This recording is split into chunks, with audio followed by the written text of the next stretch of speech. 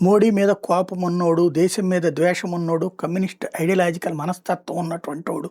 వీళ్ళది మనస్తత్వం ఎట్లుంటదంటే, ఆ బంగ్లాదేశోడు వస్తూనే ఉంటాడు, ఈడేదో మాట్లాడుతూనే ఉంటాడు, బత్తాయి గళ్ళట్టగా వాగుతూనే ఉంటారంటారు. అంతే తప్పించి బంగ్లాదేశ్ వాళ్ళని తరిమేస్తున్న ఘటనలు ఉంటాయి, బంగ్లాదేశ్లో ఏడుస్తున్న ఘటనలు ఉంటున్నాయి. అయినా సరే మాకిక్కడ ఫస్ట్ వాడి మీదనే కోపం కాబట్టి దేశం ఏమైతే మాకేంది మేము అట్లాగే ఫీల్ అవుతాం అనే మనస్తత్వం. ఇది ఎందుకు చెప్పాల్సి వస్తుందంటే, ఇప్పుడు ఆ మధ్యన 7 సిస్టర్స్ స్టేట్స్ని డివైడ్ చేయాలని కమ్యూనిస్టు భావజాలికుడు వాగి ఇప్పుడు జైల్లో ఉన్నాడు. మొన్న మధ్య ఆయన విడిపించడం కోసం కపిల్ సిబల్ లాంటి వాళ్ళు కూడా ప్రయత్నిస్తున్నటువంటి చూస్తున్నాం, ఈ షర్జిల్ ఇమాం లాంటి వాళ్ళని.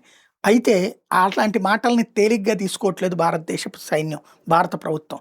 బంగ్లాదేశ్లో కూడా మొన్న మధ్యనే గ్రేటర్ బంగ్లాదేశ్ లాంటి స్టేట్మెంట్ ఇచ్చినటువంటి యూనస్ను తక్కువగా అంచనా వేయట్లేదు. ఇప్పుడు బంగ్లాదేశు, పాకిస్తాను ఈ ప్రదేశంలో కీలకమైనటువంటి అడుగులు వేసింది భారతదేశం.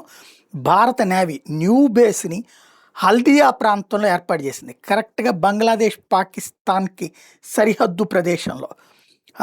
ఇది ఫాస్ట్ ఇంటర్సెప్టర్ కింద ఉంటుంది.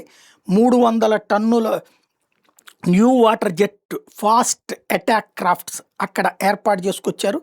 40 నుంచి 45 నాట్స్ ర్యాపిడ్ రెస్పాన్స్ సిస్టమ్స్ను కూడా అక్కడ ఏర్పాటు చేసుకొచ్చారు. అలాగే 100 మంది నేవీ సిబ్బందిని కూడా అక్కడ తీసుకెళ్ళి పెట్టారు. క్లియర్ సిగ్నల్స్ ఏర్పాటు చేశారు.